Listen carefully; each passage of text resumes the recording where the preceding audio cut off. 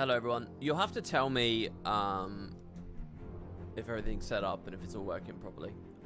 But yeah, I've actually made some overlays for the the new PC, which is something that I hadn't done for a really long time. Yeah, that's just a random slideshow of POF stuff. I have another slideshow of like Wooden Potatoes fan art, and another slideshow of general like core Guild Wars 2 stuff. I don't know, it might just be fun for like this chatting screen where, you know, we just discuss stuff. Also, all the potato cams will just rotate up there. They'll just keep going and going and going. It's a bit weird because some of them are the wrong resolution or appear in the wrong size or something, which is very strange, but hey. Oh, we've only got left audio. Interesting. I changed that. Hold on. I know how to fix that though.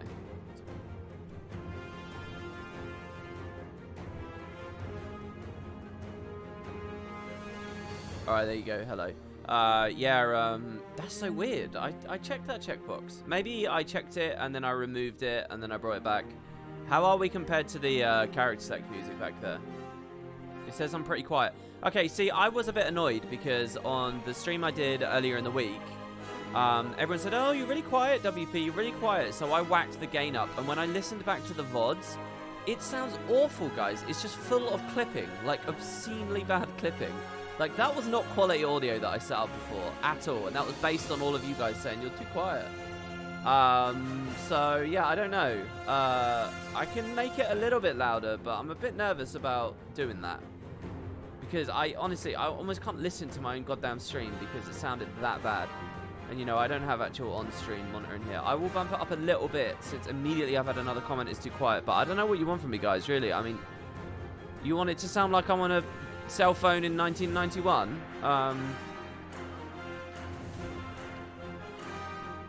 Did you do a potato on a stick, or is that a GIF? What do you mean, did I do it on a stick? They're not on a stick. They're like propped up. Like that one you can see there is against my old Nintendo DS case.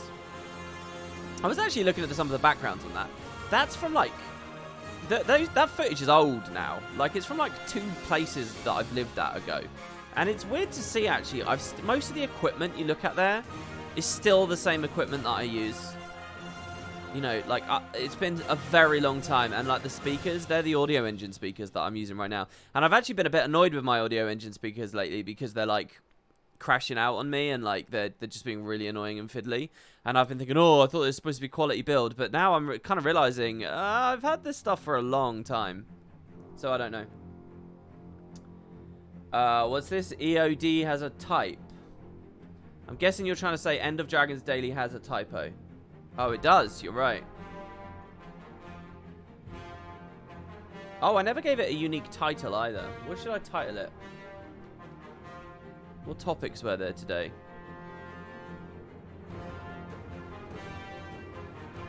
I won't give it a unique title. Whatever. I hastily made a thumbnail for that video just a second ago, and I feel like it's a bad thumbnail because it looks like there's this really big news. I'm not going on, like, the thumbnail says going on break, but what it means is End of Dragons Daily is going on a very brief break. What I'm going to do is I'm going to replace it with another Q&A show that's like for new player questions. To put it very briefly, I kind of explain it in full on the episode, which I'd like you guys to watch for sure. See, like, you see that face cam there? That's got like a weird cropping issue, but I don't know if I can actually tweak the crops based on exactly where and when I want them. So anyway, yeah, the thumbnail, I just kind of, you gotta be limited with what you type on them. But yeah, I set up a bunch of cool stuff with my editing and whatnot today, which I'm very happy with. The main thing I'm supposed to be doing right now is I wanted to make a Guild Wars 2 mini mysteries on that Mist Stranger character.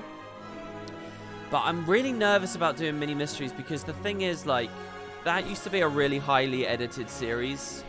I just don't have the energy for that. You know, when I used to get like 40, 50k views from a highly edited video, it felt gratifying and worthwhile. Now though, you know, it's like, it's just not worth it. I may as well just sit there and conversationally discuss the topic.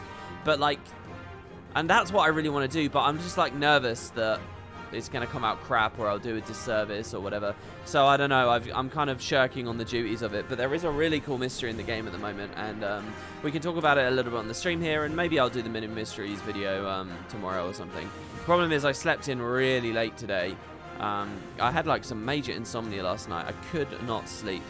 I just couldn't. And so I ended up getting up. The End of Dragons Daily you actually can watch on YouTube right now. I recorded super early in the morning after not sleeping. I recorded that like 7:30 in the morning after I'd been laying there unable to sleep all night. So I made that, then finally felt tired enough to actually close my eyes. And then I was awake again like late afternoon. And it's like, man, all the stuff I wanted to do today, I kind of can't do now. And it's like, okay, what do you want to do? Do you want to do the stream? I'll just do the stream. So yeah, what are we doing here? Well, let's go in game. And oh yeah, I should put chat on screen for this screen here, shouldn't I? I should put actual, you know, Twitch chat so you guys can see it on screen. So the people watching the VOD and Wooden Potatoes 2 can do it. So I actually took a little bit of time to look at this damn website and learn a little bit more about what you can do. So the big 12-hour Zhaitan stream that I did, that I exported to YouTube. And it took like a whole day to go through. And then finally, once it went through, YouTube said this video's too long. Like, apparently I'm not allowed over, I don't know, 12 hours at least is over the limit on my second channel. I don't know what's going on there. My second channel also isn't linked to AdSense anymore. And I've got like some kind of weird tax issue on the main channel. So I don't know. There's loads of like stupid housekeeping and shit that I need to sort out. But they rejected the video. They said it's too long. I'm sure I can upload a 12-hour video on Wooden Potatoes 1. So anyway, I'm kind of sitting there like, God damn it, what do I do? I went to Twitch and I realized if you make a highlight of a stream, you can basically split it and then you can upload it without like the whole manual rigmarole of downloading, splitting on your end, blah, blah, blah, blah, blah. So now that I've learned that, what I've realized I can do as well is I can put stream VODs up on Wooden Potatoes 2 and possibly like cut out those intro sequences. You know, like what you guys just sat through with the lovely End of Dragons art and stuff. I could maybe cut out. I might just leave it there, though. I mean, who really cares? It's probably just a waste of time. Like, I'm very, very careful about where I'm wasting time at the moment. I don't want to waste time. So, yeah. That's about it, I think. Let's go again. And hope all of this works. So, another thing I've set up here. Oh, God. It's gone transparent. Hold on. Let me tweak that. Chroma key, reset to default. Yeah, the little image of Liz there, that's a 30 FPS. That's 30 FPS footage. So it looks a lot choppier than it could.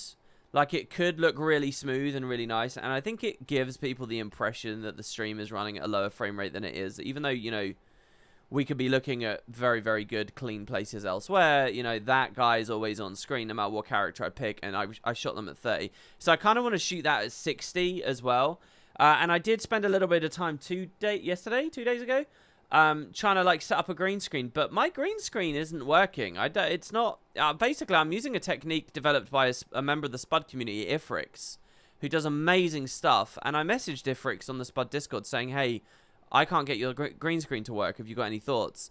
But I've had no response. So I don't know. I'll try and cut it out and do that again later. But again, it's... spending an hour of your day just trying to get a fucking stupid little element of a stream from 30 to 60 FPS is, like, dumb. Again, it's, like, a time-wasting thing. So, yeah, let's talk about this build. This is on the End of Dragons Daily thing. I think I've finally figured out what I want to do with... Ranger. Let's go to a level 80 map. We'll go to an easy level 80 map first, and then I'll go to some better ones. And I'm wondering what you guys think buildcraft wise. And when I say this, I mean like people watching at the moment. Today. Let's put some actual game audio on, shall we? If you left me alone. Let's see. How do I want to set this up? Let's have that notch there and that notch there. You guys all have to tell me the balance is bad. I should be compressing the hell out of my desktop audio now, by the way. Yeah. Yeah, it's on a really high threshold, so it should be pretty squished. It shouldn't be very variant. It should be very consistent, the game soundtrack. The game audio.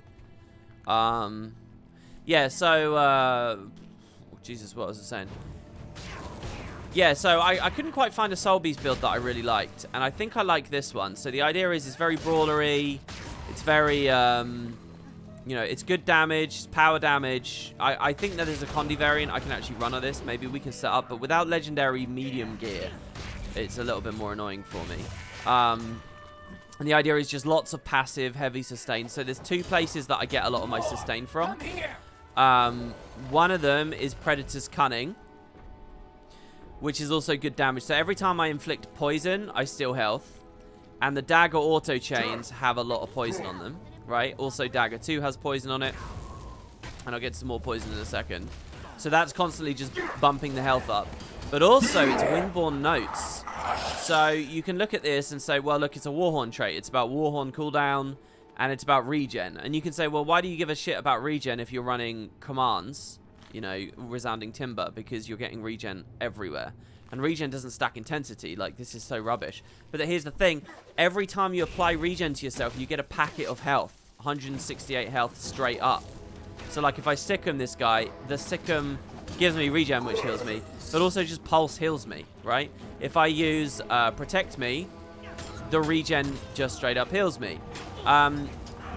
So now it kind of comes together. So both the Predator's Cunning and the Resounding Timber, that's kind of the concept here. And there's actually a lot of really fun pets that you can run. I like the Reef Drake a lot. So with Axe Offhand, I think so the other thing with Beastmaster is the other thing is I'm running Nature Magic as well for Invigorating Bond. So Beast abilities heal around the caster, okay? So this is really, really good, and the lower cooldown your Beast abilities are, the better. Obviously, it's on a 20-second ICD. But if you look at Prelude Lash, it's on 25-second cooldown. It's a really fast cooldown skill. So I kind of believe in versatile pets at the moment. Because what it does is it pulls them in, it gives us quickness from Live Fast, and then the quickness allows us to blow them up with Whirling Defense. Whirling Defense itself being, you know, perfectly primed by the Prelude Lash. So Prelude Lash into Whirling Defense is just amazing. It's a really, really, really cool. And obviously you've got Path of Scars that helps with that as well. So yeah, just as like a very simple combo, you know, you can always put them in again, Dagger 2. You can bounce a lot of quickness around. So here's the thing. I don't know whether I like Essence of Speed or Predator's Cunning. With all the quickness sources, it's really tempting to say Essence of Speed. But the thing is, I'm not like running a pig that would bounce a shit ton of boons, you know. And as much as I play with this, I don't know, the 5-second ICD on Essence of Speed is kind of lame. Like, I can't Prelude Lash. What I'd like to do, for example, is this. I'd like to Dagger 3 in, Prelude at Lash, Axe 5, and then maybe Dagger 3 again or something. So it's quickness, quickness, quickness. But you're actually, because these come too fast, you're actually only proccing Essence of Speed once. And it's kind of lame. So I genuinely think Predator's Cunning is the better way. It's more pressure, it's more resustain for yourself.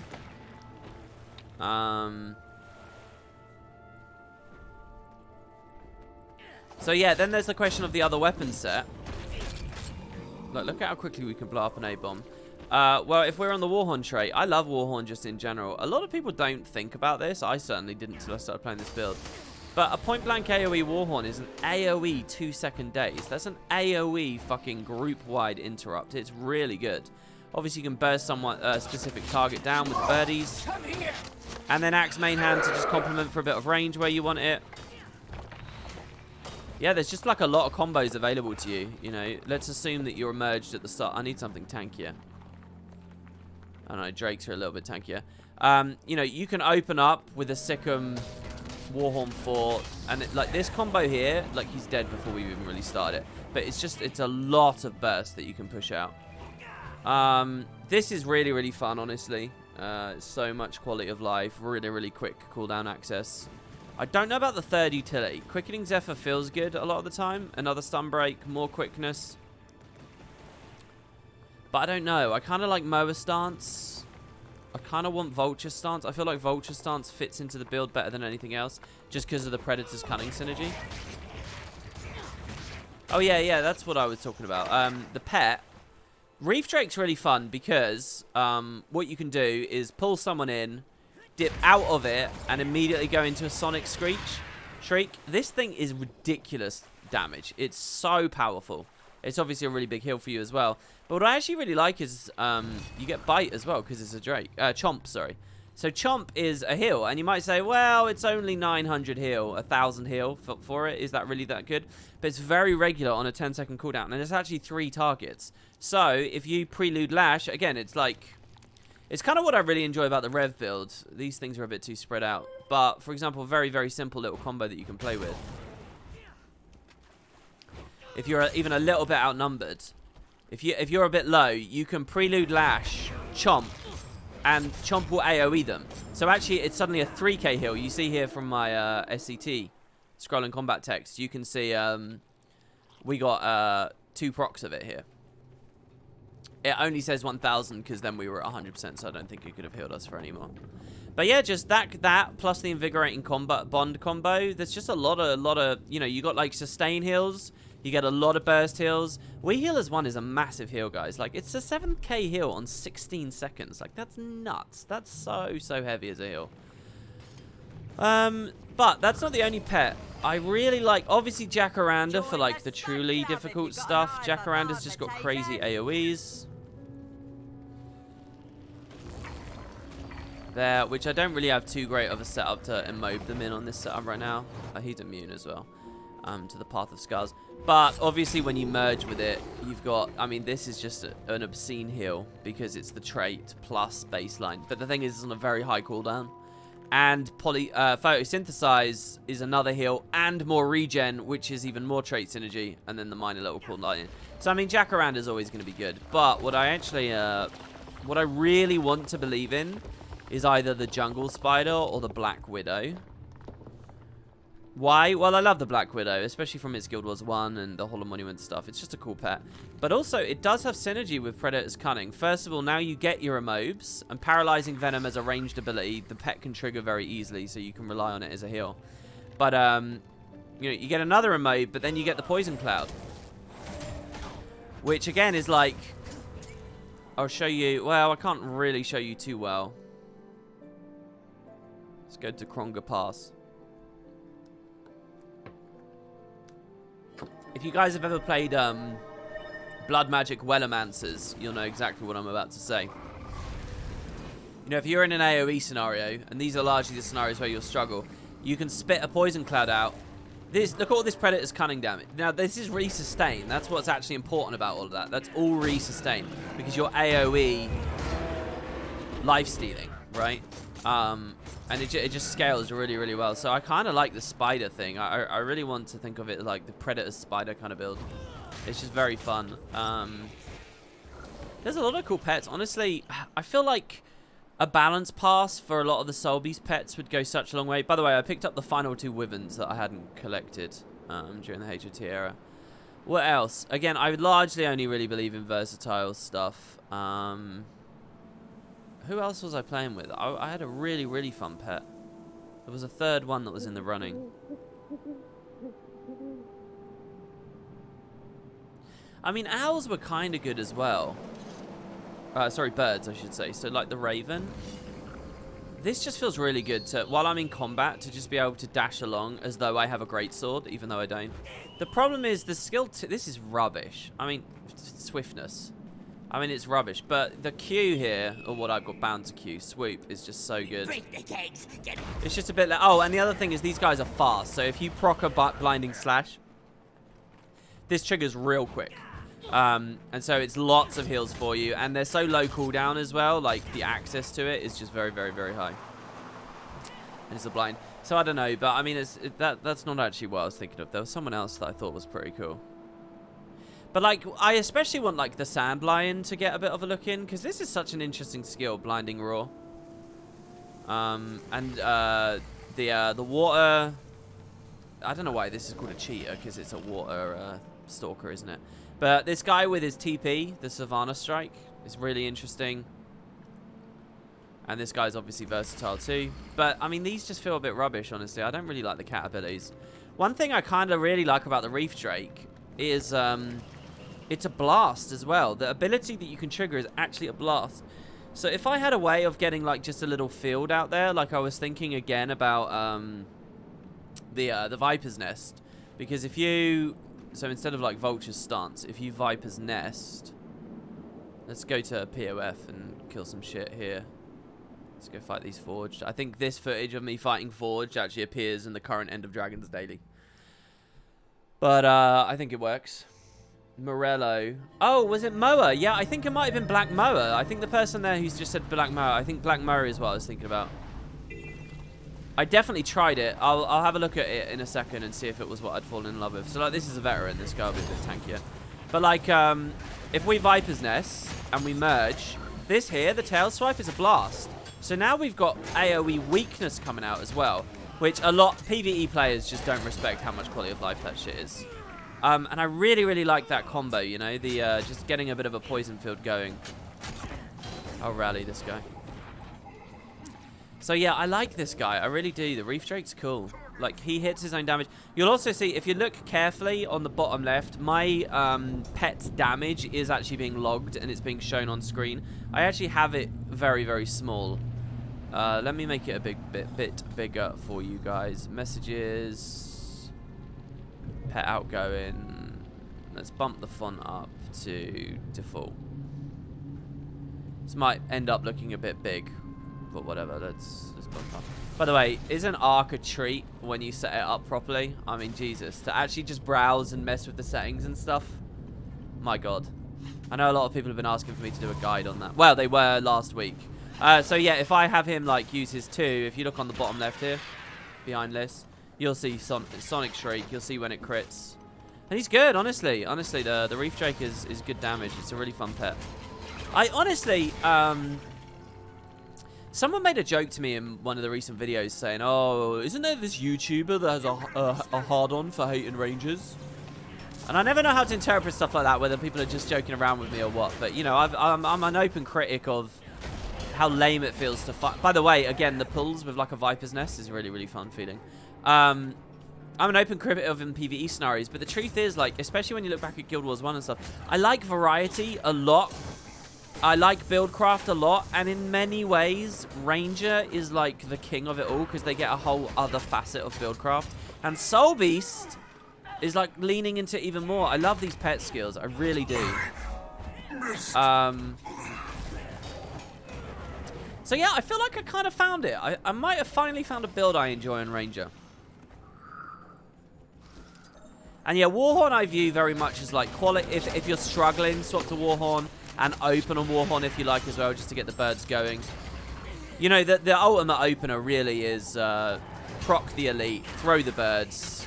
I failed in my duty. Because the birds will eat the target, which will give you massive might, and you'll have a 25 might spike as you start off. So here, for example, get the Axe 3 in, and then swap through.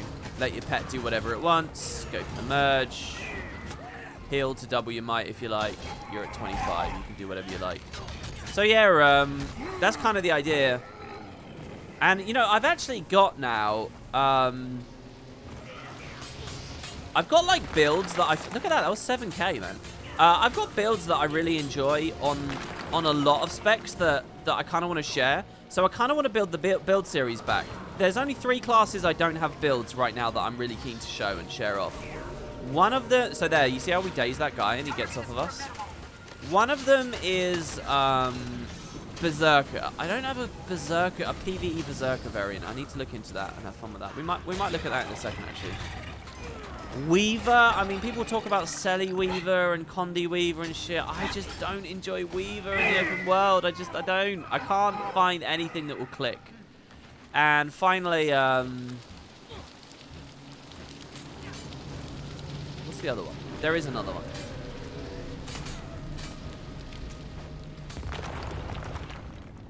Herald, maybe. I just don't like the flow of spamming fucking glint facets. They're just fiddly and annoying to me.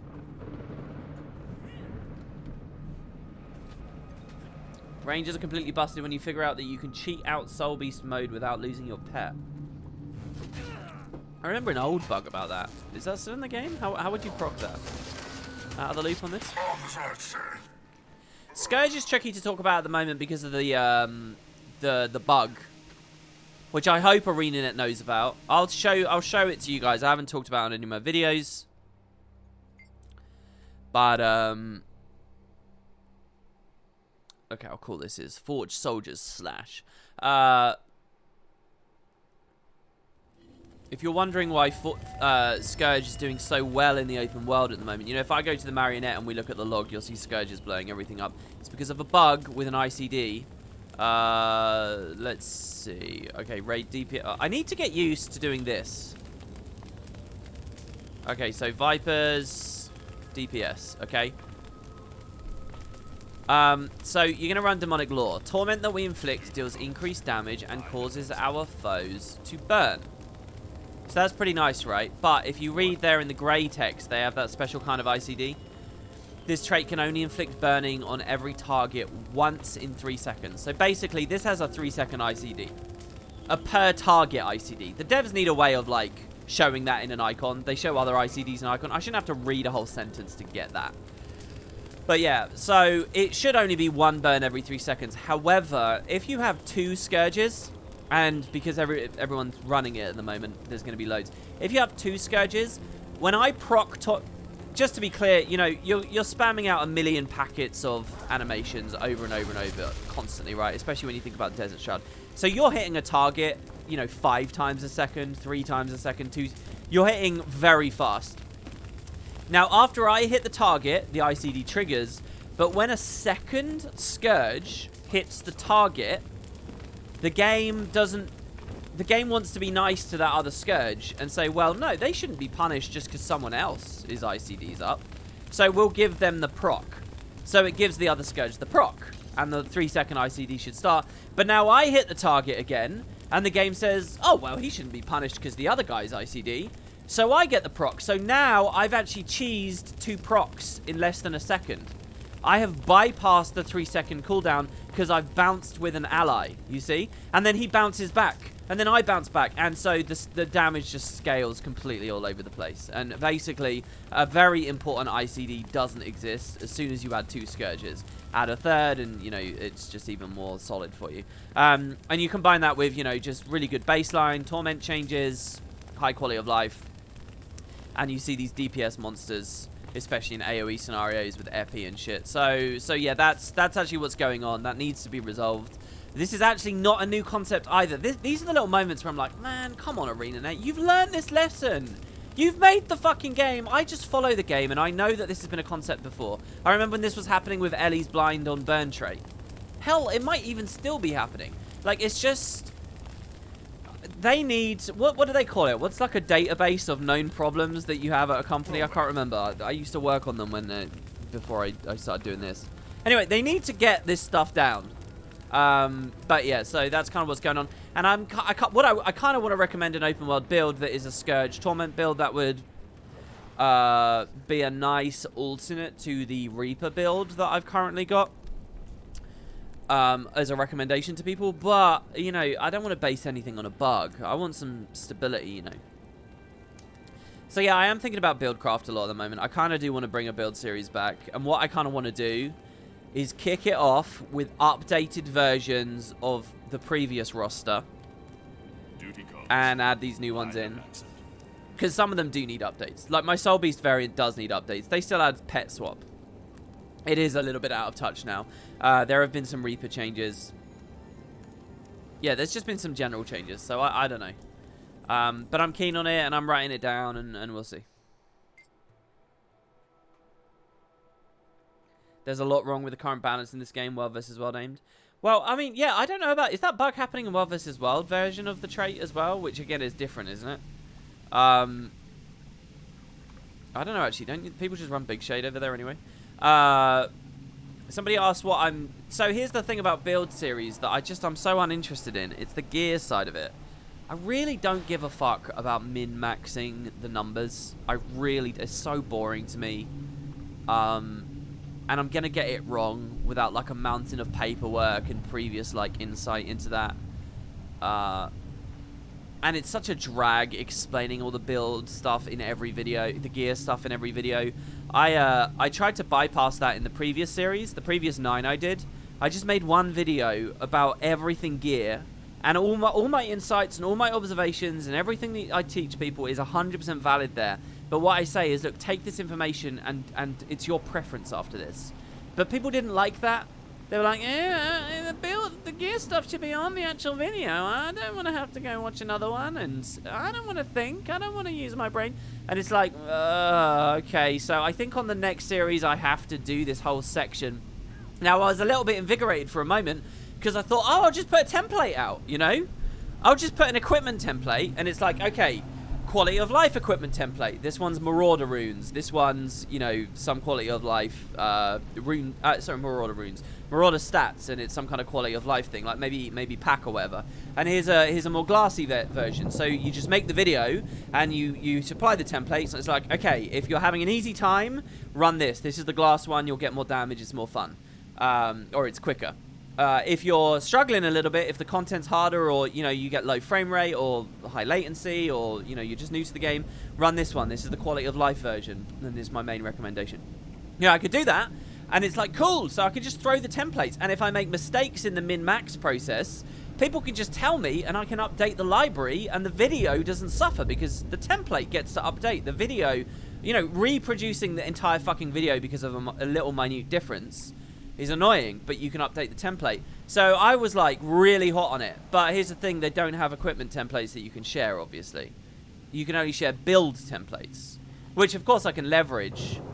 But, so now it's like, how do I do it? How do I do it, man? I don't want to sit there 9 times saying, you can run Berserker if you like, but it will be squishier. You know, I think that Marauder is underrated in open world. Oh, you can run, you know, Elementalist runes if damage is the main thing you're interested in, but then also do consider Tormenting runes because of the heal on proc. I don't want to do that every fucking Condi build and every power build. It's like, so I don't know.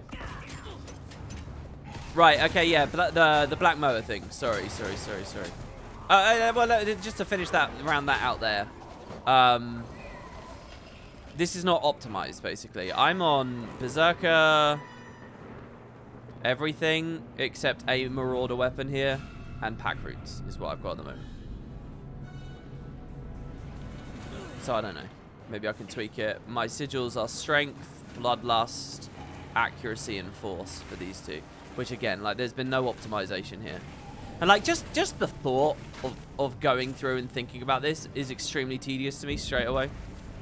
Maybe I could do a thing, like, where I preview the builds on streams or to the Spud Discord, and then people are more enthusiastic about that, so I do that bit, and then I make the video afterwards, but I don't know. Right, yeah, Black Mower, let's see. Was it Black Mower I was keen on? I definitely tried it.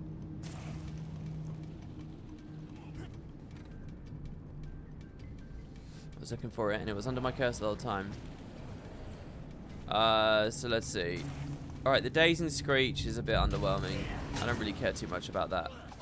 It's just, Daze on, fuck, I should have sickened. I mean, if I give him quickness, maybe there's something that we can do out of it. What do I get? Frenzied attack, 5 hits. Harmonic, no, this is not it. This is not what I wanted.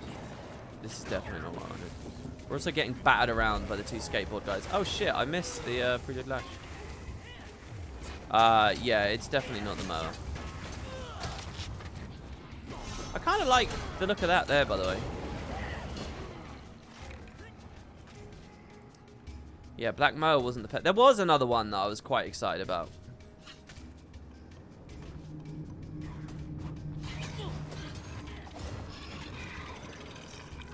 I just don't remember who it was. You can gather all this on the WP website. I haven't touched the website for years. And Welk, who helped me make it and stuff. I don't even know if it's up. I honestly don't know if it's up. He's not around anymore, so I don't know.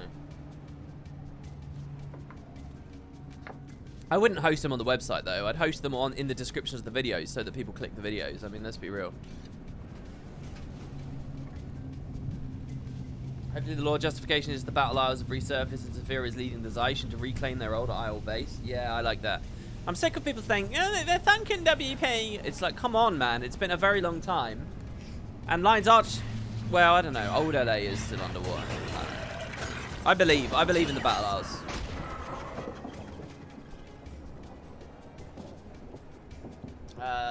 what else is going on? There's a lot going on in chat. To do the Soul Beast thing, open the pet window. When you're about to activate Soul Beast, swap your Soul Beast spec to any other spec like Core or Druid. And now you will be a Core or Druid with a Soul Beast active, including all the benefits. Now swap out your current pet manually with the pet window. Now swap it back to the preferred pet. This allows for some really fun theory craft and opens up way more avenues to build Ranger, even Druid Soul Beast. Well, I wouldn't do a build video about that. Sorry, any chance you're waiting here for the Griffin? No, I'm not. I'll play it with you. Why not? Well, I kind of wanted to go to the Mist Stranger and talk to you guys about that lore actually at the moment. Yeah, that actually sounds like the same bug as the old one. That actually sounds the same. Maybe a slightly different process. We've noticed a lot of What if you were trying to make builds that recreates characters from the story like a Norn warrior for Bram? Usually the whole Well, so one thing that quite inspired me a few months ago is long-time viewers of mine will remember a YouTuber called Magical Mike. We used to do a lot of Guild Wars 2 videos together. He actually just did a Guild Wars 2 video about the Legendary Armory. Anyway, he had this like concept of Skyrim builds where it's like an aesthetic, like it's like an appearance and it's like, you know, mechanics as well. And I kind of feel like that would work in Guild Wars to a certain degree. Like when I look at all the outfits in the game, I can kind of imagine just as a sort of a general concept, like doing, okay, this is the Ironclad build, and you know it's a warrior in a thematically appropriate attribute combo with appropriate specialization lines, and it includes the outfit or the regular Fashion Wars, you know, it doesn't have to be outfits, and weapons, you know, like the whole thing is like one tight package, is one theme, you know, and mechanics and execution and comfort in the open world and stuff takes a back seat to kind of like a roleplay build, if that makes sense, you know? Again, that's basically kind of what his Skyrim videos are, and I believe a lot of people do in the Skyrim scene. It actually kind of works. You know, what's the mad scientist? You know, it's probably like an engineer with some alchemy shit and stuff in there, you know? And maybe you look at the theme of the trait names and stuff. I genuinely think the Guild Wars 2 community would eat that up. You'd have to be very clear about the grumpy vets that are obsessed with efficiency.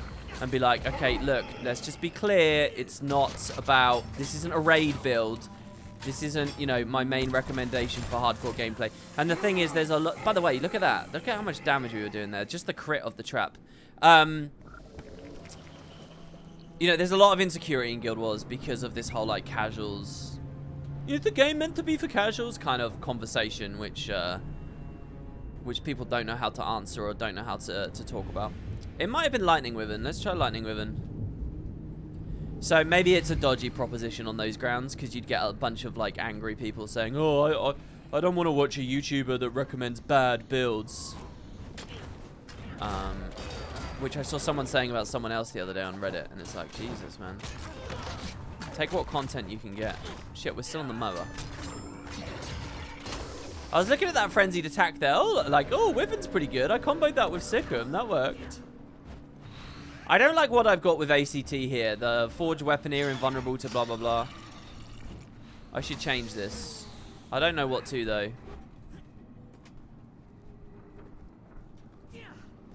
I should change it to, like... Let's make sure there's no chance of us getting it to hit. Why are they all invulnerable, by the way? What is this? It doesn't even say he's invulnerable. Let's go to a non-combat area. The FCT can crash the game sometimes in a weird way. Right, he's player outgoing, invuln. I feel like what I should do... Thrash tail clobber. We should get rid of the Anyway. Take the bounty and have fun. The target name just to clean it up.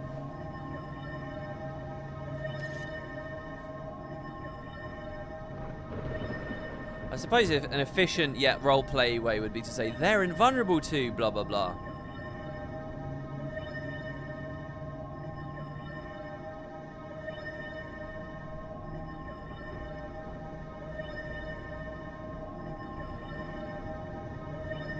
See, another way you could phrase it is, and I don't, because this isn't really a word, so I don't really like it too much. But you could just say invulned. We can do a custom font, make it real big, so the icon looks big.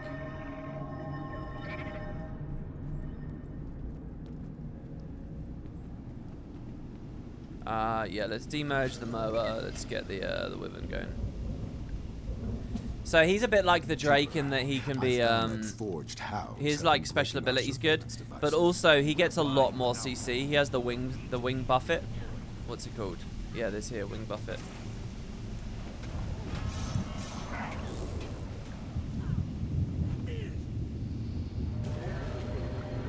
Oh, what am I doing? This is gonna be way too much.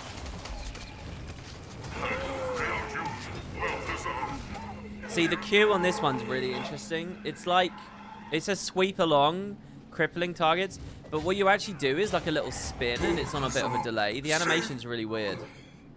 Well, let me show you over here, right? Watch, I'll quick this in, so it'll be a sped up animation. You see how I like spun on the spot there? But like if we dip out here, what does he do immediately? Wing swipe, wing swipe, wing swipe. Tail lash, he crits a few times. Should go back to those invulnerable guys. Let's see how F2 feels. Oh yeah, that's it. It's a charge, right? Lightning assault. I do like that. See what he does on his own here again. Wing swipe. Because the one thing with the Drake is if you're not moving the targets well enough, you can, so here are days. Like, Warhorn's just a really good finisher. The Reef Jake can completely miss with that Sonic Shriek. Yeah, I don't know about this, though.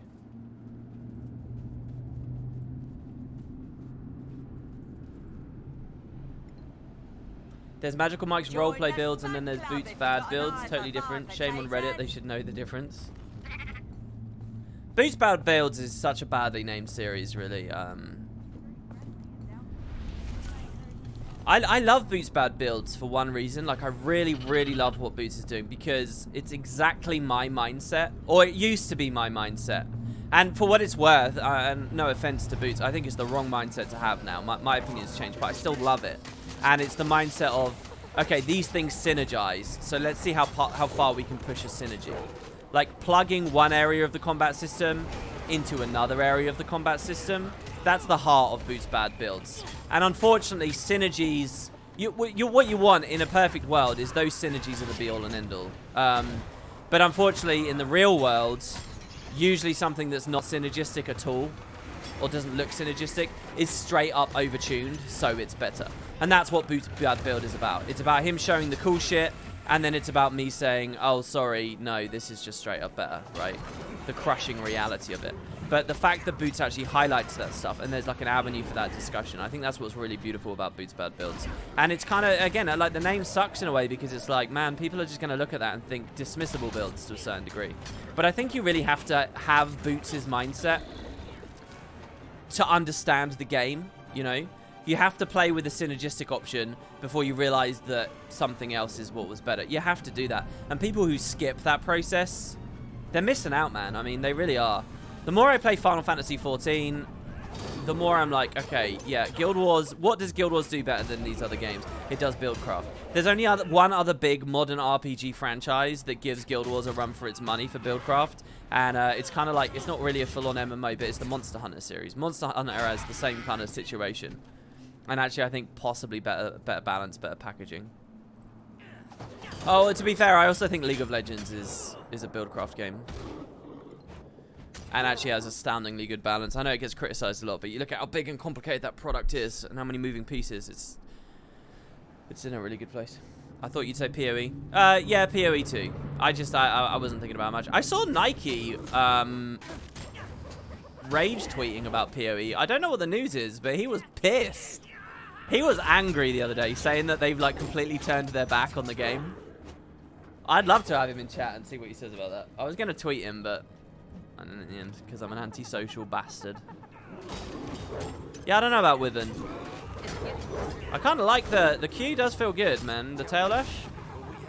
But you see how as I auto and cleave here, I'm just like resustaining pretty well. You know, the health is topped up. And then when we prelude Lash, we go immediately back to 100% health. This is what I'm talking about. Yeah. I like it. I like. And so anyway, does anyone in chat know how this feels on Condi? Because I've been reading a lot online about like a Condi dagger variant brawler. I don't know. A Condi build's not going to do what you just saw there. You're just not going to... I don't give a fuck how much Condi damage or expertise you've added. It's just not going to be front-loaded enough to quickly clean up a hyena or something, you know. To just get out straight away. And yeah, it would sub the Warhorn for a torch, as someone just said in chat there. It would sub the Warhorn. Hey, you're planning to do FF14 on stream in one of your last videos? Yes, the next stream will be Final Fantasy 14, literally. And I think it'll be tomorrow. Oh, okay, so we can see here. Alright, so that looks awful.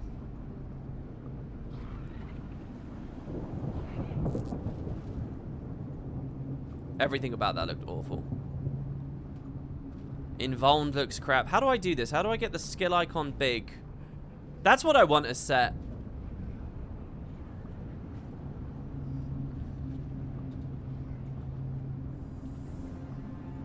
Maybe just immune to.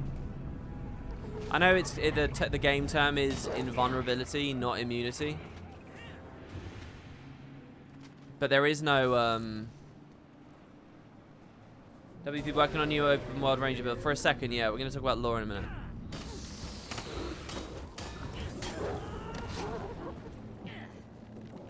Fire Wyvern I really want.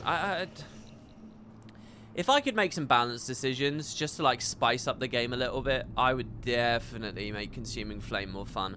Like anything with a big, really unique, fun, different animation, I feel like those are places where the balance team should emphasize because they create a more divergent combat experience. Like look how fucking cool this is. This is the coolest shit, man. Fire Wyvern is definitely the best pet. Look at that. I mean, yeah, I know, visual noise, blah, blah, blah. I know, you gotta be careful about certain things. But come on. I would definitely look at Consuming Flame.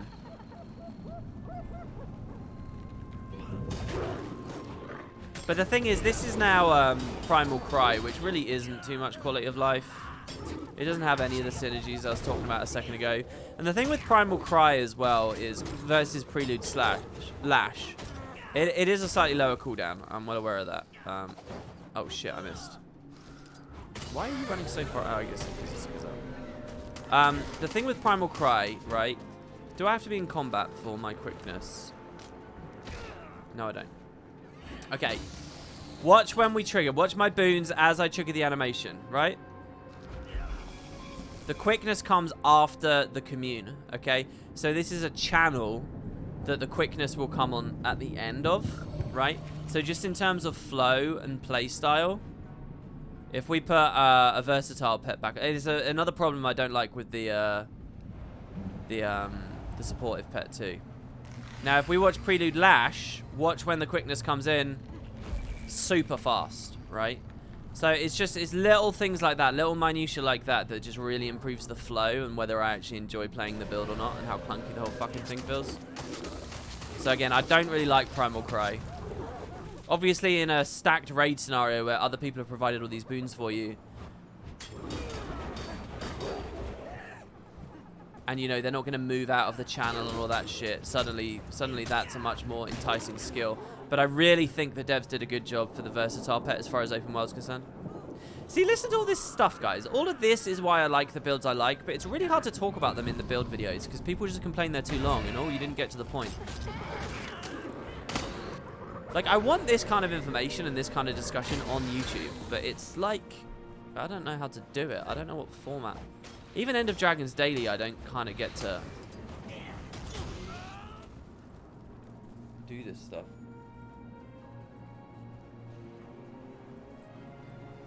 About Final Fantasy 14, I don't know right now whether I'll do New Game Plus on my existing character or whether I'll do a whole new character. I'm thinking New Game Plus might be the smart move. I love the Viper's Nest because of the snake animation too. It's really cool. Here, I'll show you a spider against that patrol. If you guys have any other pet suggestions, pets you want to see, let me know. Gazelle's alright for what it's worth. Anyone who plays PvP knows that Gazelle's alright. So here, for example, I'm going to start on the Axe Warhorn. We'll just put the thing up straight away. Ball them up. To be honest, I popped this shout when I didn't need to. I didn't need to protect me there. Oh, of course as well, you can dip out and then just get him to immediately do his own thing. Oh, did I not? Oh, I didn't use my elite. So you see this? Look at my health here. It was only available for a second because I'm not taking damage anymore. But while the nest was up, you know, you do the cloud and the nest, you're laughing, really. That's the whole event done. So yeah, I like it. Was watching your legendary video and I started to think about the stat swapping part of legendary items. It's one of the things I love about the PvP part of the game, and how cool and PvE could become if it was the baseline for the game. Casual games and semi-casual could stop people using the glass cannon builds, try different builds. Do you think there is a chance ArenaNet would go that way? I have a million concepts on how they can actually solve this issue. I think it's a really big thing with the game. And players don't know how to... I think it's a shame more people with legendaries don't... Look... There are two different problems. There's endgame progression and gear goals, okay? And like sense of purpose and meaning to goal. That's a problem, okay? A separate problem is access to builds, build craft, clunkiness of swapping builds, and so on. They're actually two different things that the Legendary Armory actually solves as a 2-in-1 for a specific part of the community. The part of the community that wants goals, the part of the community that has legendary stuff or will get it in the future, right? So it kind of pairs them together. But actually, these problems are broader than what the Legendary Armory has done, and there should be other initiatives that tackle these problems on their own, right? So, for example, your comparison to PvP there, I think, is actually very astute. And... there's a lot of minutiae that actually cripples what I'm about to say, right? And it's not as simple as what I'm about to say. But imagine a world in which you had an extra gear... The amulet slot didn't exist in PvE, right? No attributes were bound to any items at all. All items were bound to the one thing, the amulet or the soul or whatever, right? And that's your item.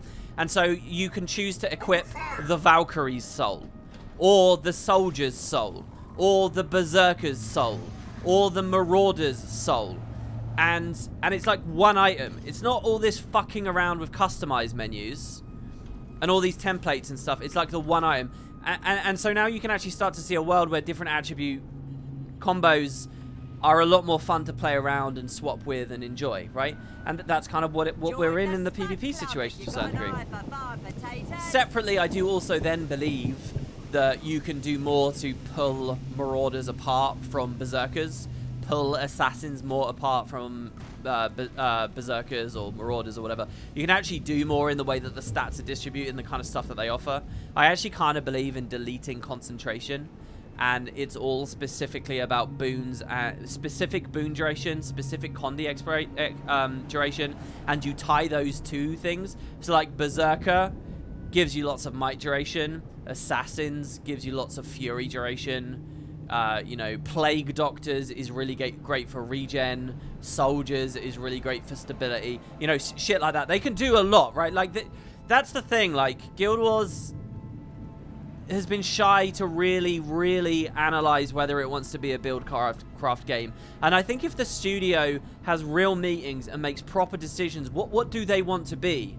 And if they choose Buildcraft as one of those, they should open these doors. Like, that's where Guild Wars could be. And I think that's where Guild Wars should be. Because it is...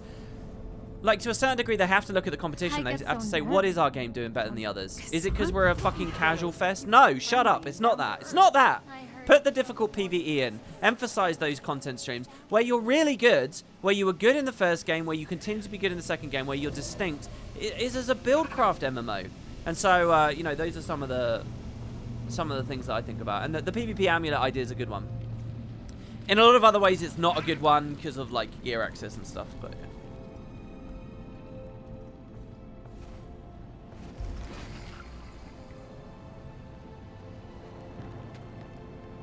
Let's go for some Awaken now. Awaken could be a little bit more tricky. It's a 2v. Oh, look at this opener. Look at that fucking opener. That's without proccing the poison gas or the Viper's Nest. I think I've actually decided I like Viper's Nest. Anyone want to sponsor any other pets or utility skills or traits?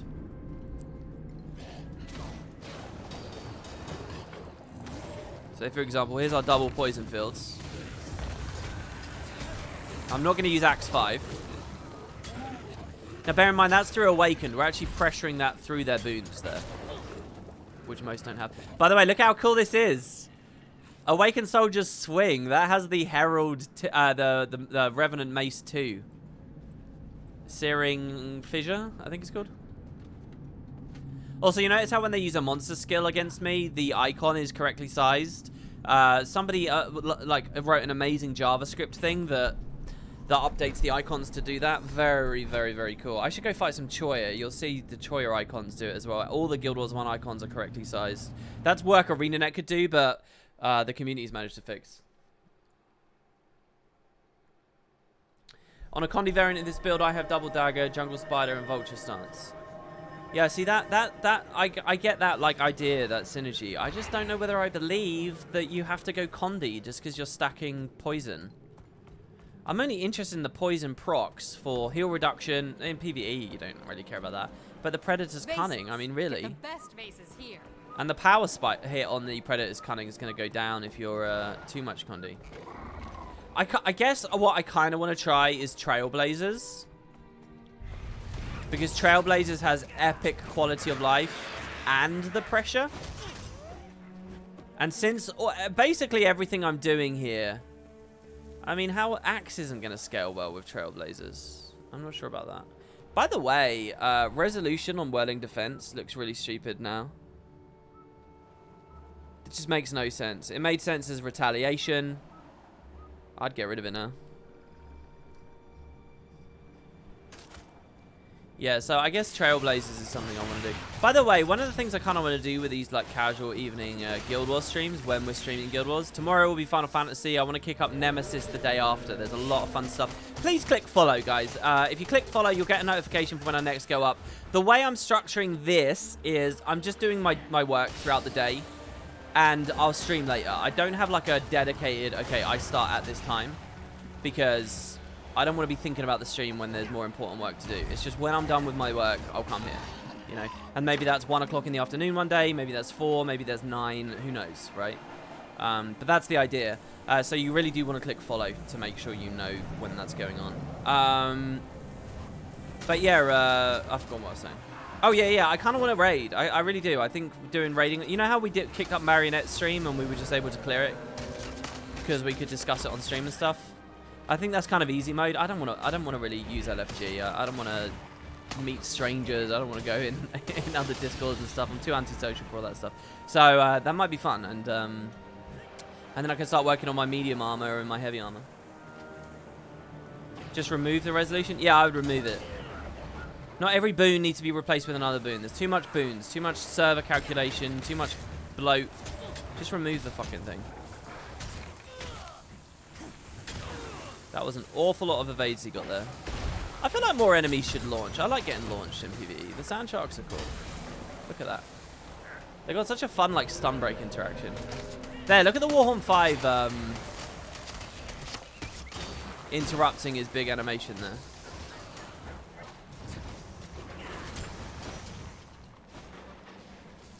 I mean, there's a lot of bleeds as well. That's another thing that the Trailblazers would scale off of. Like, I had 9 bleeds there.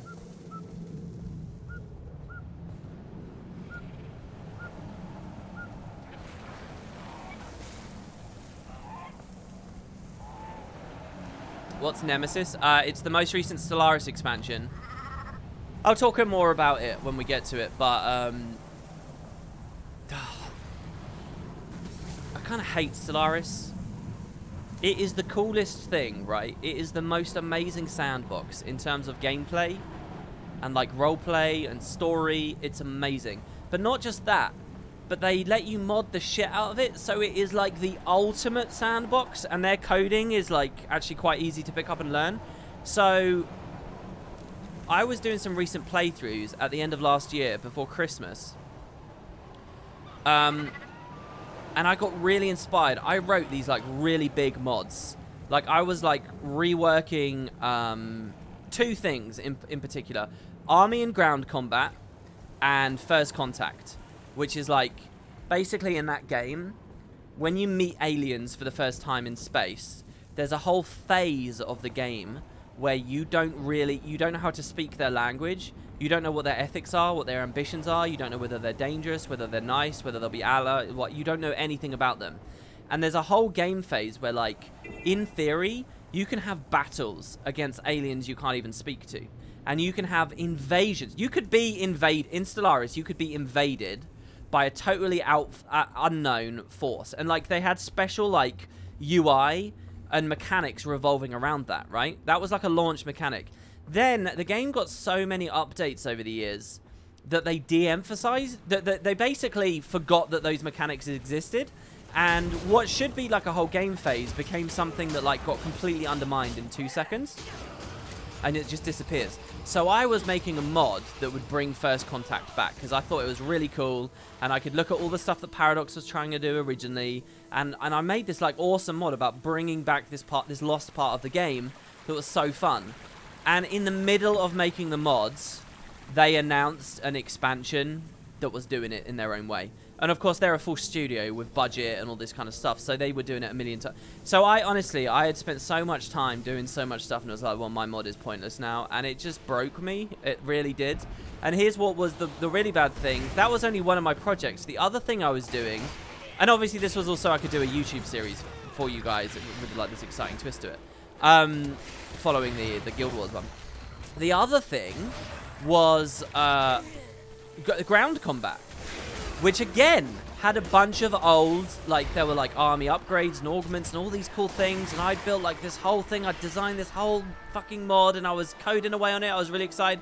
But then as soon as the first contact thing happened, I'm like, I don't want to do the army mod anymore, because Paradox probably will fix it, you know? It will be a thing they do. They're gonna look at and they're gonna make it better, and it's like, what's the point in modding for the game? What's the point in all these skills that I've learned? And it's just awful. So now whenever I think about that game, I'm like, I don't want to play. I just want to wait for them to do their own versions of everything I wanted to mod in, and then I'll tweak it once they put it in. Do you know what I mean? So it's just weird. It is weird. It's weird modding for a game in active development. All my previous like modding experience really is just with the Elder Scrolls series, and Bethesda's way is basically to release it and then never update. Like a couple of updates in the early years, but then nothing's going on. So you know that your mods are like building. Like, it's just that whole permanence thing for me, you know. I don't like doing something that then just gets wasted and lost later. And so yeah, anyway, I haven't played the game or looked at it, but their expansion with the first contact stuff and spies and espionage, and like you can become the Crisis now. There's loads of cool shit, and I've not played any of it. So I want to do a blind playthrough on Twitch of that, and if it's fun and I've learnt about it, it might lead to a YouTube playthrough where I bring the Guild Wars races back. I'll update my Guild Wars races mod, and I'll do that. So that's the idea. That's going to be the Nemesis playthrough. And if all goes according to plan, in 2 days. Okay, so this is like the Firegen test. Now here's my big thing. On the previous build series, all the builds I gave you were really comfortable doing this. Well, mostly comfortable. Ranger, to be honest, wasn't that comfortable. It was aggro all 4 Firegen and be able to kill them. Oh, I wanted to get my poison filled up. The problem with Dagger is you cannot stand in the fire fields. You also cannot get rushed to. So it's very, very, very hard to get value out of it. So we've broken that one's brake part. See, so I'm dying here, right? And the spider F2 came in too slowly. Like, we can rally, but I want to build that can do this as comfortably as some of those other professions. So like once they've started dying, obviously we're just going to resustain the fight. This is an incredibly tricky thing to do. I think a lot of people didn't appreciate the bar I set for my builds on that previous series to be able to kill all of these. I'll tell you what, you guys log into Guild Wars and try and do that fight, just that fight on your own, on your preferred builds, and see how it goes. And I'll give you an example of a real quality of life build. This is double Staff Mirage. Last time I went for the Chrono variant, I'll show you double Staff Mirage here. Especially with the Chaos buffs, this is just bonkers. You guys want to see how easy that fight is? On like a proper quality of life open world Roman build? So, like, I don't know, I've lost a bit of confidence with Soul Beast because it's not quite where I want it to be.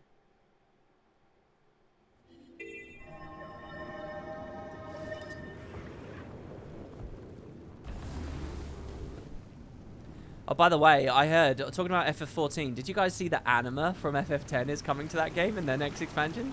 Did you guys see that shit? And it looks just like anima from 10. Oh, baby. These are the things that I'm actually excited about. Let me check here. Oh, we can even do it on a mount. Gorgeous. Okay, double staff Viper with the open world staff. Then misaligned slightly. Look how easy this is. Ready? Behold the strength of the Mesmer favoritism. This is basically a PvE calibrated version of what I hit an epic win spree on in PvP. Where's my cursor? Nothing left but ashes. So we stand here. We spam dodges. We spam weapon swaps. We spam mantras. My light is extinguished. We never really get low. They don't even know who to target. They're dying. I have an obscene abundance of health right now. We stand in the wall. We stand in the wall. Look at this. Shouldn't be standing in the wall. Doesn't matter, baby. Doesn't matter. Doesn't matter. This is a pure glass stat set as well. This is Vipers you're looking at. This is Vipers. Vipers Torment Runes. It's just very strong. So, I mean, this will appear on the series for sure, obviously. Can I link this build? There you go. Put it in chat for you all. You don't have to run Inspiration, by the way. Dueling is also pretty good. But, like, if it's a little bit harder, Inspiration's the one to do. Now that you mentioned anime, I've got to play FFX again. Yeah, I'm actually in the middle of a private playthrough right now, just for funsies in the evening. I'm about to fight Sin. I'm doing it with Kerry, and she doesn't know what happens when Sin dies. And I think she's vaguely into it. She's a big fan of 15, though, so... And 15's obviously a newer game that sets a higher quality bar, so it's kind of hard for me to convince her how good 10 is, because so much of it's, like, nostalgia and context for when it first came out.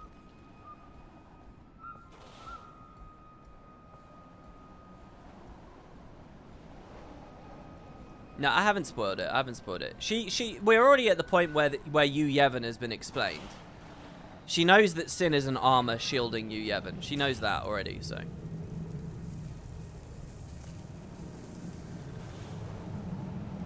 She also knows that Tidus is a dream of the faith. She knows both of those. But she doesn't quite know what happens once Sin's head gets blown up by the fucking Fahrenheit.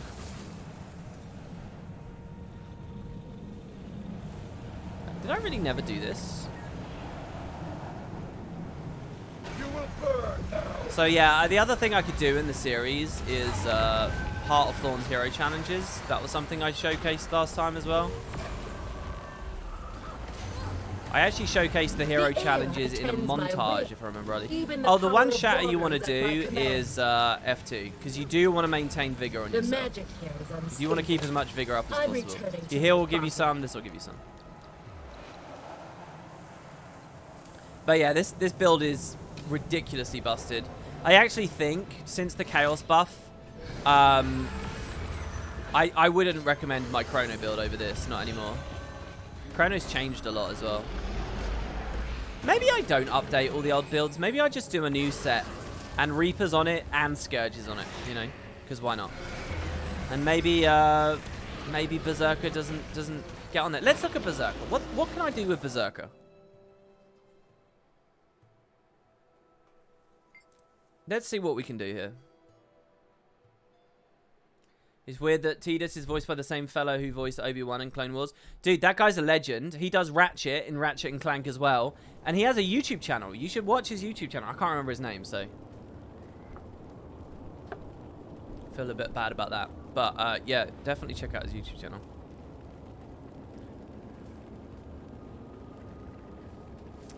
Let's do the theory craft at the great halls and lodges of my people. James Arnold Taylor, that's it.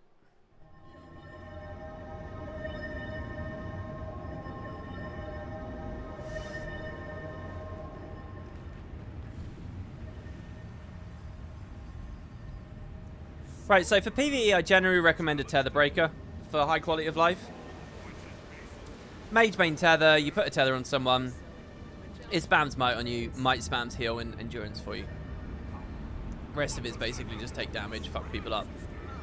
Sun and Moon Star if you want. I remember that day. This is what appeared on the last series, and actually of all the builds, I think, that are in that last series, this one has changed the least. I don't think there's any major balance that's happened on the Warriors side at all. You know, Rifle got a rework, but still I don't think I'd recommend. Or maybe I would, I don't know, let's have a look. So, Open World Berserker. Let's see what we do.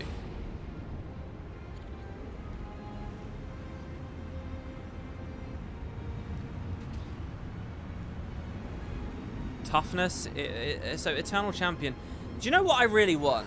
Borderlands 2 had an excellent build for its like Berserker, where you could take enough traits that lengthened your like rage mode that you could be kind of like permanently enraged. I would really like that from Berserker. I really would. And they kind of are going for it, if I remember rightly, on some of these traits.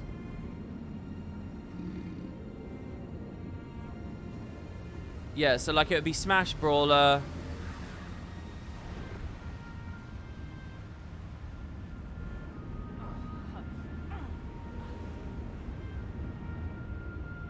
Wait, is Smash Brawler the only place now? It's the utility skills, right? It's the rages. This skill extends the duration of Berserk mode. This is what I would really like. Headbutt extends the duration of Berserk mode. Gain adrenaline and extend if you hit. How long's the extension? 2 seconds.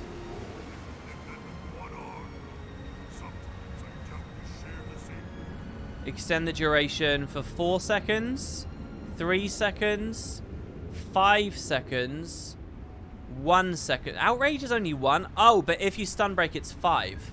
So the headbutt outrage combo. So what would that look like? Headbutt, enrage, outrage? Hold on though, does that... No, we'd want to be in Berserk already. And then doing this combo would give us like... How much? 8 seconds of extension? Wild Blow's a really nice low cooldown. Sundering Leap's too high. The thing is, where's our quality of life? I think this is still a Might Makes Right build.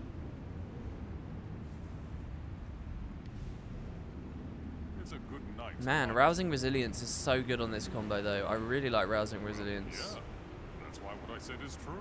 I'm not a fan of shit like Define Pain anymore. Not really, not for open world.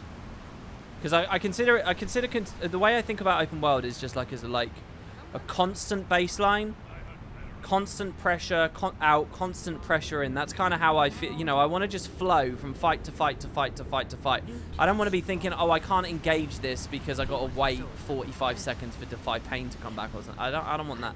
And the cooldown's too high. You know, if that was like a 30-second ICD for open world PvE, I could buy it as a function of the build. So I don't know about Rousing Resilience. I mean, this consistent like healing though.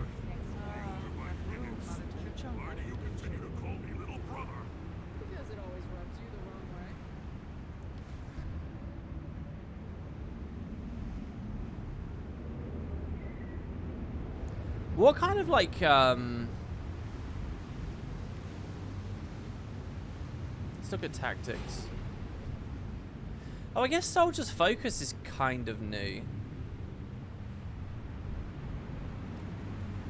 It's a good night to hunt. Isn't that every night?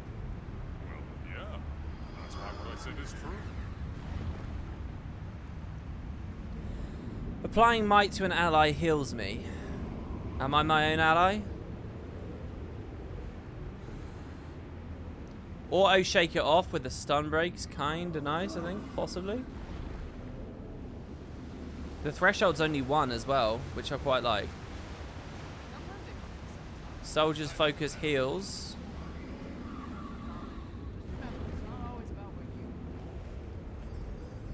Would 4 Great Justice, is this proccing all this on me at this point? I think it is, right? They're making war. And then instead of this, we go Strength with Might Makes Right. Next caravan. I don't know, Forceful Great Sword, Peak Performance. Well, no, I'm not running any physicals. Restorative Strength with all the other things might end up being more of a heal. I don't think Brave Stride is that valuable in PvE because it's only 5 seconds. Let's It's a good night to hunt. let's see how this might flow in the Curse Shield. This is where my instinct would take me. I'm sure it's terrible.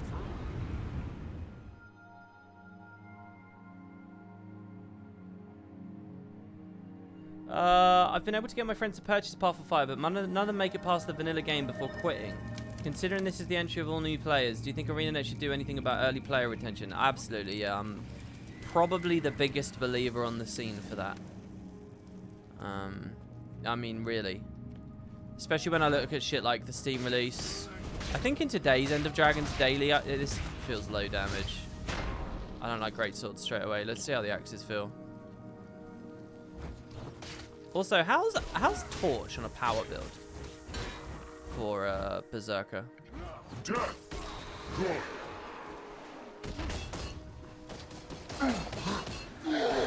I could, of course, run the Signet to just instantly burst into Berserk.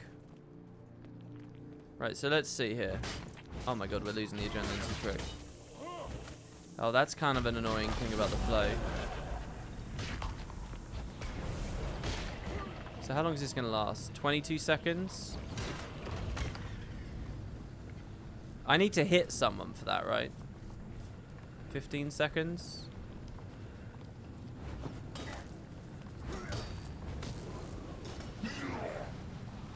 Okay, we need to be in a harder area because this is...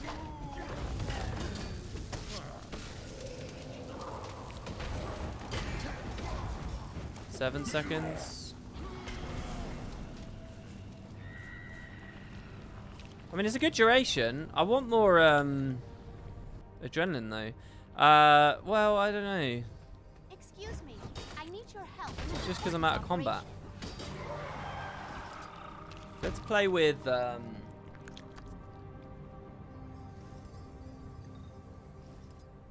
Christ, all the legendaries Warrior gets. Fuck me. Let's put our badass Obsidian Shard armor mace on. And then let's put Frostfang on the back over there. Well, hold on. Let me see what the torch actually looks like. For power.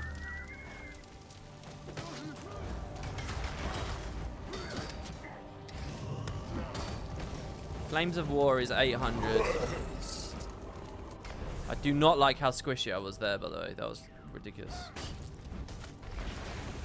Shit, this is... I'm missing quickness. We could run dual wielding.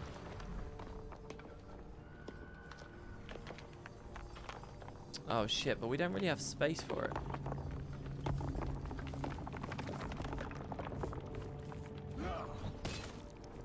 I don't know. I probably need to play a lot to get a sense of what I really enjoy. We're definitely not going to be able to kill that giant.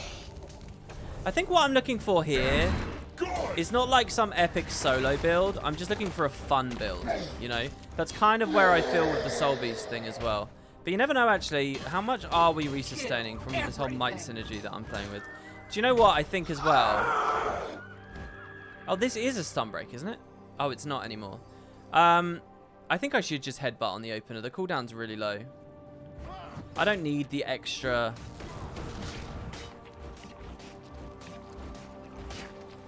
Okay, it will come back up while I'm still in the form. Here I'm starting with high adrenaline.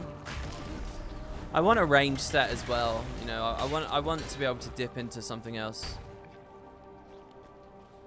So wait, are we 2 axes? Yeah. Oh yeah, because I never equipped anything else.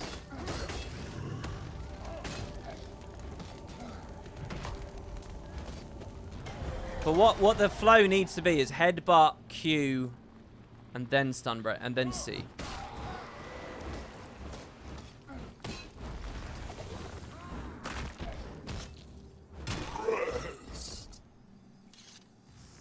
Am I updating my open world series? Yeah, I am, yeah. 2 initiatives that I want to do at the moment that hopefully will sort of expand the audience a little bit.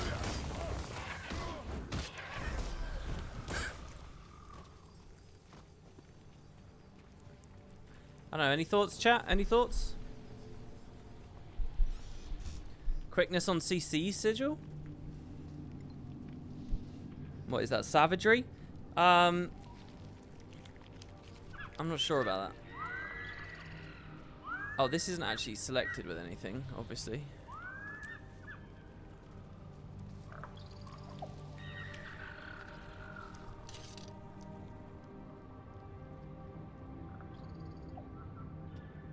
Oh, celerity.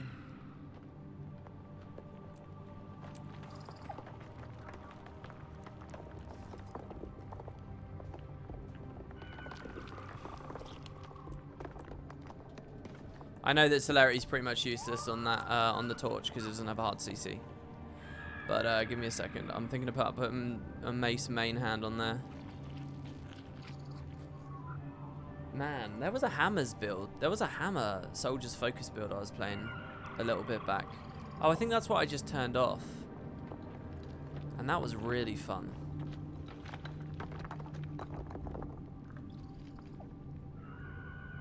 I don't know though, mace feels really underwhelming. I want adrenaline. Oh, we didn't assign a middle trait either. Okay, so 14% of precision becomes ferocity while in the mode. Dead or alive. So Soul Beast has this at the Grandmaster slot, and I was thinking about it on there as well. If I provided like double templates, that would be the next one.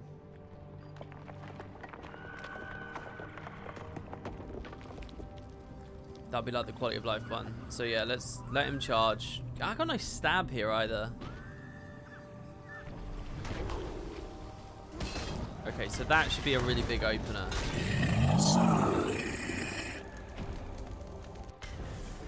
Wait.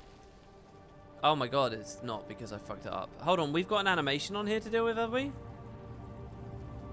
Oh, fuck. That doesn't work then. Because the act of berserking has a 1/4 second cast time. So it doesn't work. I never berserk. You have to headbutt outrage berserk. Oh, I kind of do like celerity, actually. I kind of do like celerity. Because headbutt procs it.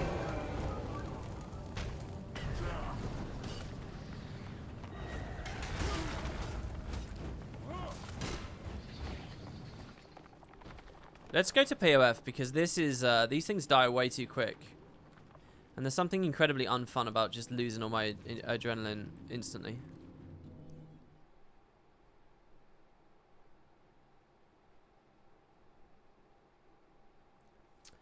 I think veterans are judging Guild Wars 2 too harshly in the early game, like they're expecting the game to do things new players are not expecting. Many people complain about the game not teaching you break bars and other mechanics, but thing to other games and MMOs, do they have specific tutorials on aggro, DPS, tanking, etc.?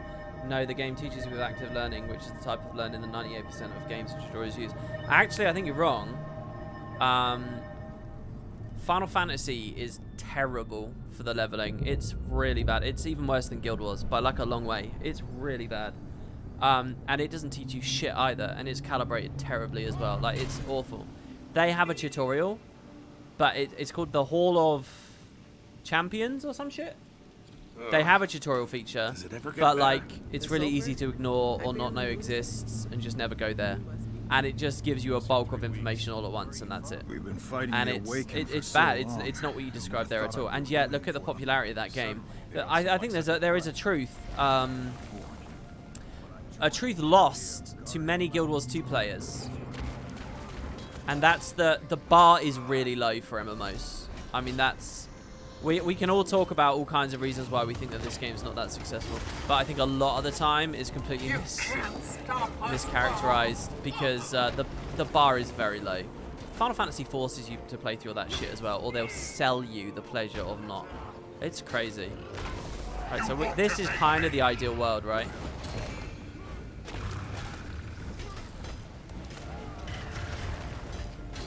Yeah, I don't believe in Torch. Okay, Full Great Justice was a good heal there.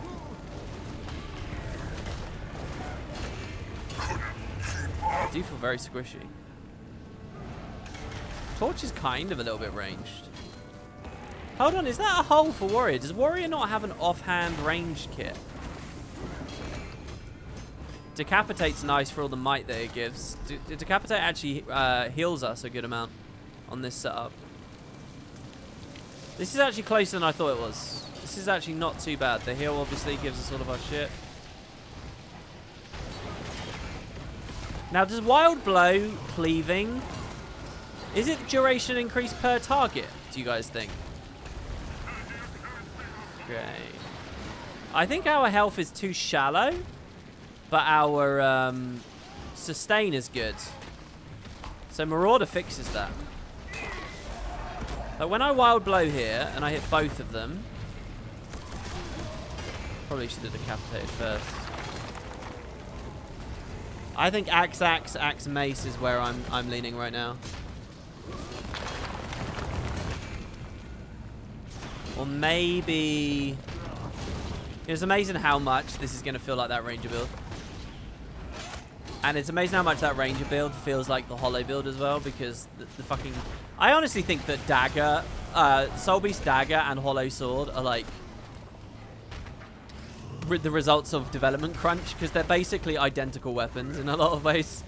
They're not very inspired. Right, let's get rid of the Torch. I'm not a believer. And it's obvious, but you got to try these things, right? You got to play.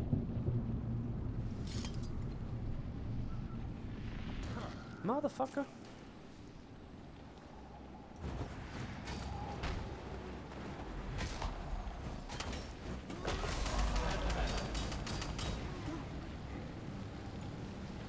Of course, this leads me to wanting Axe Mastery back.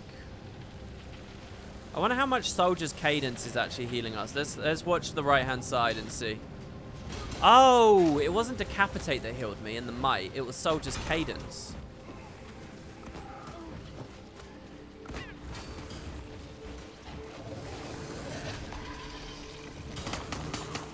This is annoying as well, not being able to re-enter Berserk. I've beaten your mechanic, but you're not going to let me, right? And you're not going to let me trigger any bursts in the meantime. Let's see. Natalie healed with Throw Axe, 300. That's Barrier. That's actually double what it should be.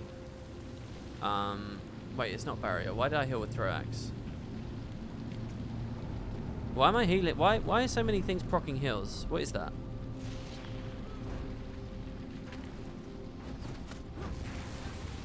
Is it misreading what the heal's from?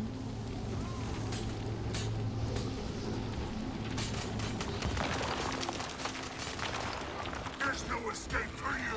Okay.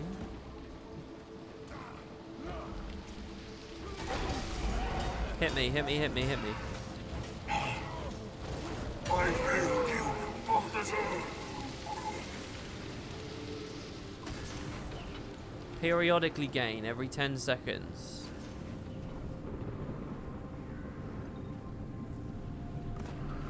It spends it. It heals me. Recharges my equipped shit. And if I'm doing Shrug It Off, you might want Vigorous Shrouds literally just to reduce its cooldown and make it heal more.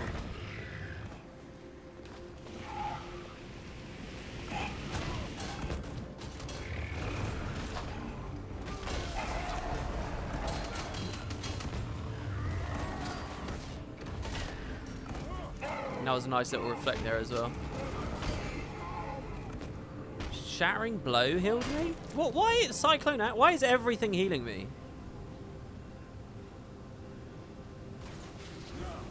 Officer, save me.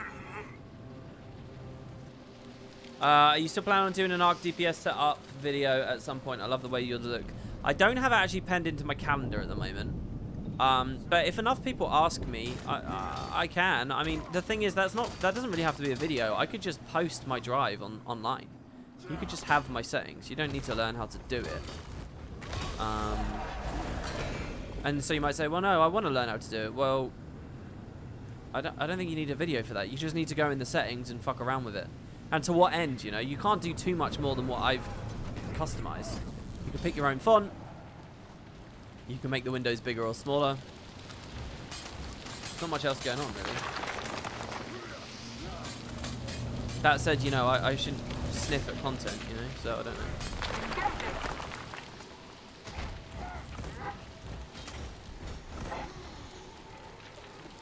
FF14's pace versus Guild Wars 2 is crazy. I never realised just how much Guild Wars 2 rushes before, but then it costs them so much to make content with VO, etc. The standard Guild Wars 2 players expect. Yeah, the bar's too high, isn't it? You're very well recognised there. The bar is too high in Guild Wars. They can really rein back. Think about how much more creative and expansive and expressive the story can be. The 3X's, baby. If they just rein back, even just on voice acting. Besides, I actually think a lot of the exposition they give, I would prefer if I was reading it voice acted. Some stuff sounds a bit too goofy, or I don't know, not as cool as as if I had just read the characters say it instead of listen to them goofily dribble it out with an Asuran accent. Do you know what I mean?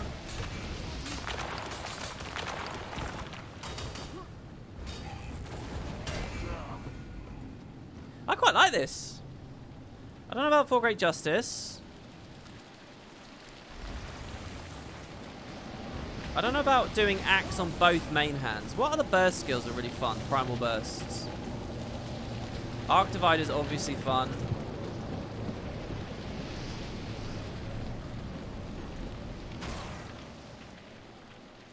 I want range though. Should we try rifle on the other set? I haven't enjoyed Gunflame for so long, that's the thing.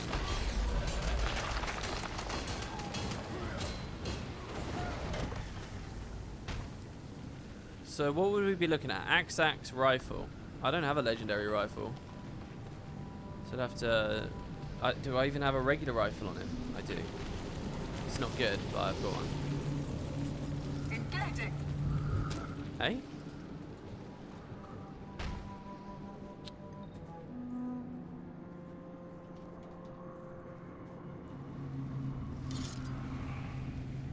Please, I just want to get away. Oh, I should have mounted. Let me make my fucking build. That For Great Justice, while in the middle of a, that felt pretty good. Decapitate, heal, decapitate. While in the middle of a Welling Axe is definitely cool.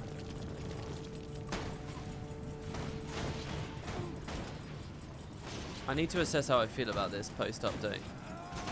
I'm not wild blowing too much. And we're out of juice. Christ, rifle feels so bad, man. What the fuck? Maybe I would need to be armed and crack shot and all that shit. I don't know. Do I get super speed on entry? I did good.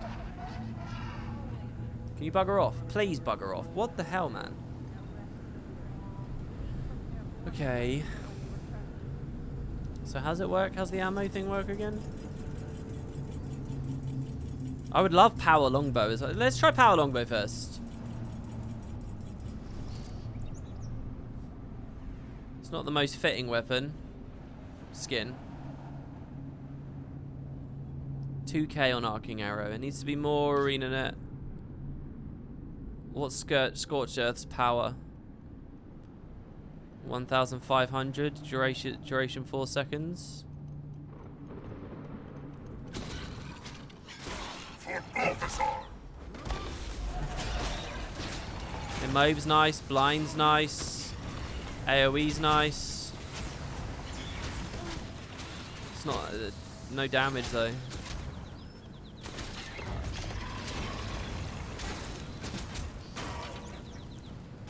That's nice. That stun keeps us in.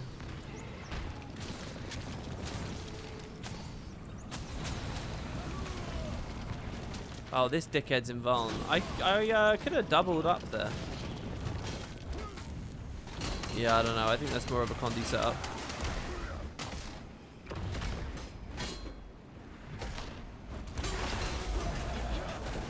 That outrage was probably a really bad idea.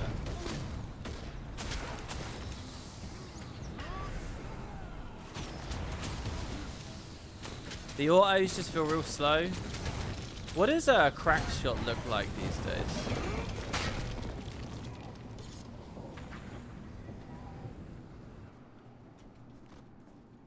No, longbow skills aren't mostly Condi. They do... well, yes, that's true. But look, there's a thing that goes on with this game where people see burning and they're like, oh, it's the Condi skill. That's not always true. A lot of things are much more hybrid appropriate and valid than you realize, you know. Just because you see a bit of Condi on there, you got to assess this. Let me... what was I going to do? Oh, I wanted to look at what Crackshot was like. It is arms, right? Am I wrong? I'm probably wrong. Arms is dual wielding. Is it discipline? It's discipline. Damage increase on rifle autos. Burning on longbow. Bleeding on harpoon gun. No, I don't think so. Do you?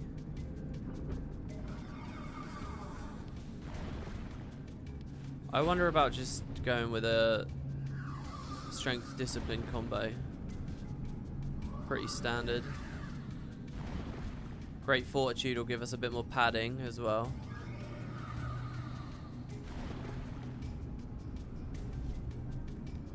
Let's see how much of that sustain we lose.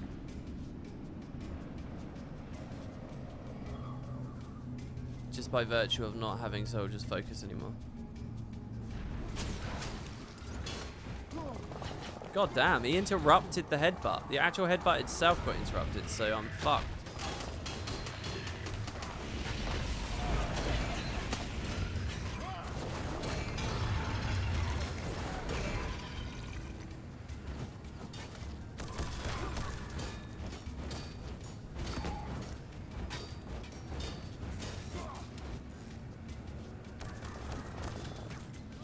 I don't understand this heal thing. What is actually going on with the heal thing? Oh, Savage Instinct gives me the Sunbreak back. And Invuln on opener. What's it costing me? 5 seconds of Berserk mode. But then don't you kind of just reclaim that by doing the combo properly? Right? Oh no, you don't. You don't reclaim it. Because there's no point in outraging if you already stun broke with the entering of the form. Yeah. So you don't reclaim it. So the question is how much do you care about 2 seconds of Feel No Pain? And I don't care that much. If the build felt complete without needing to be in Berserker form, such that you could hold it for like special moments and stuff. But otherwise what we're talking about is a fight that's gone on so long. You were in Berserk, you left Berserk. Oh shit, I did that too early. Now you're getting low, and now it's coming back, and now the 2 seconds is worthwhile. But as it stands for playstyle, we just trigger it on entry. It's just like, what would the point of that be? I wanted to get your take on alliances. With End of Dragons coming up so soon, how do you think it will affect World versus World? I think it will put World versus World into a good, healthy place to the End of Dragons era, which is excellent. It's really good that they put that in there. I think a lot of the hype for it is possibly overblown, but it's tricky for me to say as someone who hasn't engaged with World versus World on that level for so long. I've become completely lukewarm about it. I wonder how much of like excitement you see expressed is just like it's been so long and so much anticipation. Because, I mean, Wild vs. Wild is going to be fundamentally the same. It's just more access to playing with other people, and you never know how the matchups will actually go. You know, I don't think it's by default, like, the ultimate Jesus of all patches. It's just something that should be there and finally is coming, which is good and exciting, don't get me wrong, but... And it's good for End of Dragons too.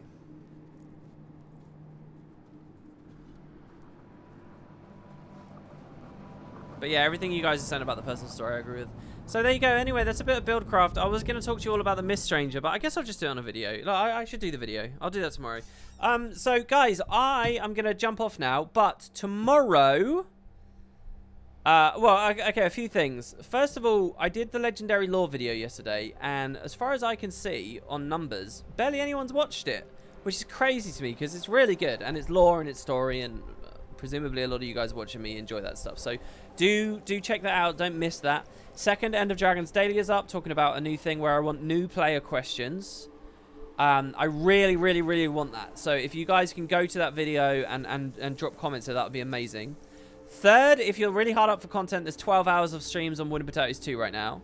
Also, this stream is going to go up on Wooden Potatoes 2. It's a good place to actually be, so do consider subscribing there and looking there. Do you guys want a link to it?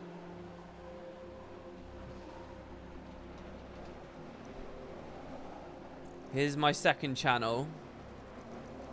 Hopefully that works. That's a weird URL. So you can keep an eye out for that stuff there. There's loads of content there. And yeah, the other thing is tomorrow I'm going to stream again. I'm going to stream Final Fantasy XIV. So that'll be the big thing there. I'll be starting it up. That should be pretty big. So please do join in for that. To know exactly when I go live, you might want to click follow. And aside from that, that's about it, really. So take care, guys. Thanks very much for watching. I hope you enjoyed. And yeah, I need to set up this overlay here. Oh, speaking of Spellbreaker, we got one right there. Well, I say speaking of spell... Actually, look at that concept art. Look at that concept art there on screen. You see that? My guy's pretty close. Maybe I should set up everyone's fashion so that it's, like, identical. That was pretty goddamn close, right? So, yeah, that's it. Thanks, guys. We are still recruiting for the guild. Lots of you guys have been requesting invites. I just went through those earlier. And take care now, guys. Thank you, and I'll see you next time.